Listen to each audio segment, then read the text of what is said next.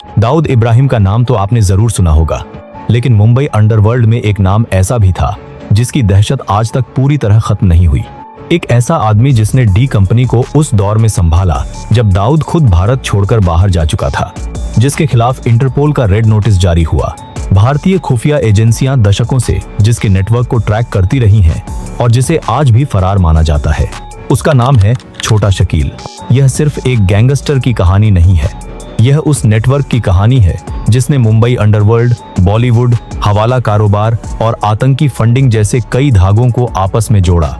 Media reports, खुफिया inputs और जांच एजेंसियों के दस्तावेजों के मुताबिक छोटा शकील लंबे समय तक डी कंपनी का सबसे महत्वपूर्ण ऑपरेशनल चेहरा बना रहा।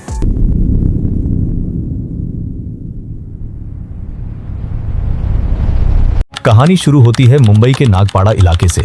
70 और 80 के दशक का नागपाड़ा गरीबी, बेरोजगारी और अपराध का मिला जुला चेहरा था।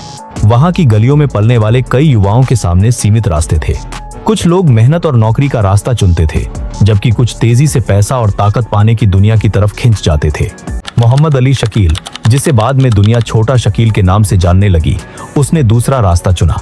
उसका परिवार साधारण था, पिता छोटी नौकरी करते थे और घर की आर्थिक स्थिति मजबूत नहीं थी। लेकिन शकील जल्दी समझ गया था कि अंडरवर्ल्ड में पैसा भी है, ताकत भी और डर का असर भी।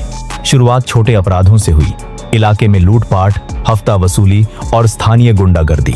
धीरे धीरे उसका नाम नागपाड़ा के खतरनाक लड़कों में गिना जाने लगा। इसी दौरान उसकी मुलाकात दाऊद इब्राहिम से हुई। उस समय दाऊद मुंबई अंडरवर्ल्ड में तेजी से उभर रहा था।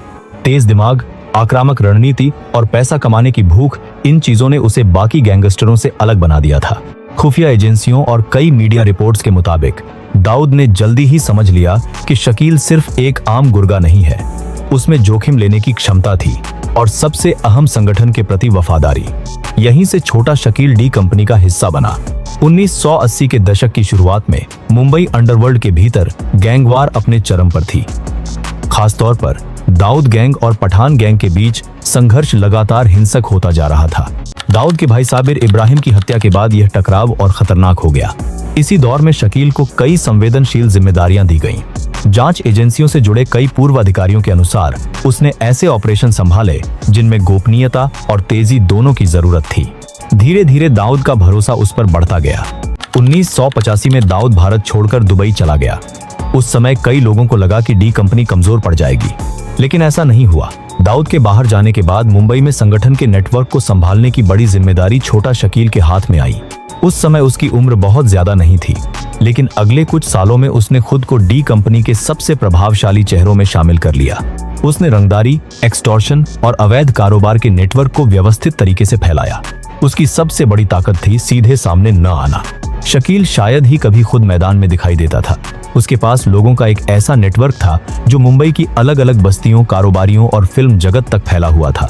किसी बिल्डर को धमकी देनी हो, किसी कारोबारी से पैसा वसूलना हो या किसी प्रतिद्वंद्वी पर दबाव बनाना हो, काम उसके लोग करते थे, लेकिन नाम सामने बहुत कम आता था। यही उसकी कार्यशैली की सबसे बड़ी खासियत थी। 90 के दशक में बॉलीवुड पर डी कंपनी के दबाव की खबरें लगातार सामने आती रहीं। कई मीडिया रिपोर्ट्स और बाद में अदालत में दर्ज बयानों में यह दावा किया गया कि कुछ फिल्म निर्माताओं और वितरकों को धमकी भरे फोन कॉल किए जाते थे। उनसे कहा जाता था कि फिल्मों में डी कंपनी का पैसा लगाया जाए। इन कॉल्स के पीछे छोटा शकील का नाम कई बार सामने आया। इसी बीच देश एक ऐसे दौर में प्रवेश कर रहा था जिसने मुंबई और भारतीय सुरक्षा एजेंसियों दोनों के लिए हालात बदल दिए। 1992 में बाबरी मस्जिद विध्वंस के बाद मुंबई में बड़े पैमाने पर दंगे भड़क उठे। शहर कई हफ्तों तक तनाव और हिंसा की गिरफ्त में रहा। जांच एजेंसियों के मुताबिक इसी माहौल का इस्तेमाल पाकिस्तान की खुफिया एजेंसी ISI और डी कंपनी ने अपने नेटवर्क को सक्रिय करने के लिए किया। 12 मार्च 1993 मुंबई में सिलसिलेवार बम धमाके हुए। 12 धमाके, 250 से ज्यादा मौतें, सैकड़ों लोग घायल हुए और पूरा देश हिल गया। इन धमाकों की जांच में दाऊद इब्राहिम, टाइगर मेमन और डी कंपनी के कई लोगों के नाम सामने आए। जांच एजेंसियों के अनुसार स्थानीय नेटवर्क, लॉजिस्टिक्स और समन्वय से जुड़े कई हिस्सों में छोटा शकील की भूमिका की भी जांच हुई। 1993 के धमाकों के बाद छोटा शकील भारत की मोस्ट वांटेड सूची में शामिल कर लिया गया। उसके खिलाफ कई मामलों में आरोप तय हुए और उस पर इनाम भी घोषित किया गया। इसके बाद उसने भारत से बाहर अपना नेटवर्क और मजबूत किया। दुबई में बैठकर डी कंपनी ने लंबे समय तक मुंबई और भारत के दूसरे शहरों में अपने संपर्क बनाए रखे। खुफिया रिपोर्ट्स के मुताबिक शकील लगातार अपने संचार के तरीके बदलता रहता था। अलग अलग नंबर, अलग अलग देशों से संपर्क और कोड वर्ड्स का इस्तेमाल यही वजह थी कि एजेंसियों के लिए उसे ट्रैक करना बेहद मुश्किल बना रहा। 90 के दशक के मध्य तक डी कंपनी के भीतर उसकी स्थिति और मजबूत हो चुकी थी। दाऊद के पास संगठन का चेहरा और अंतरराष्ट्रीय संरक्षण था, जबकि जमीनी नेटवर्क और ऑपरेशनल कंट्रोल का बड़ा हिस्सा शकील संभाल रहा था।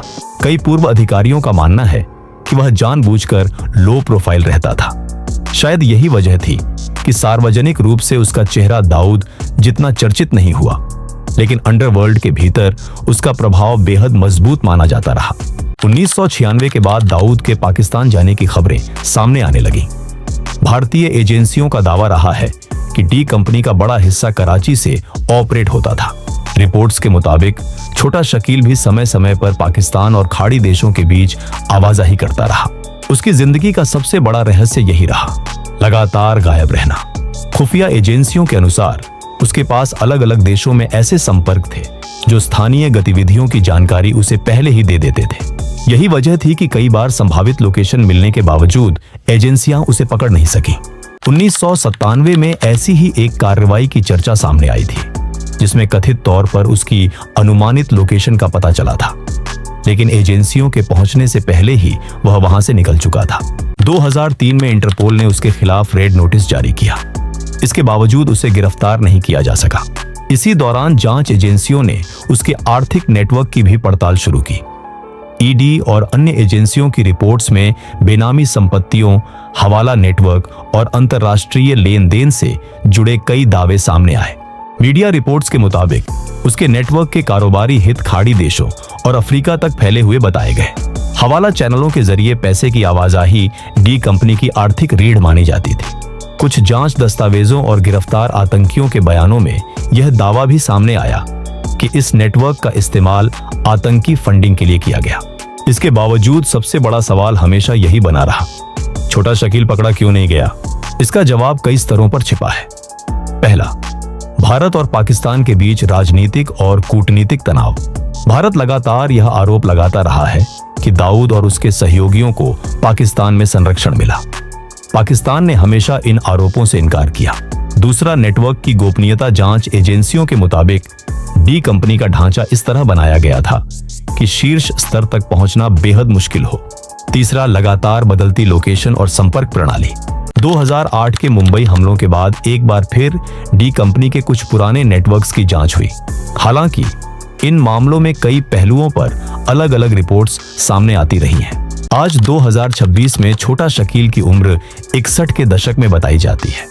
खुफिया इनपुट्स और मीडिया रिपोर्ट्स के मुताबिक उसका नेटवर्क पूरी तरह खत्म नहीं हुआ है।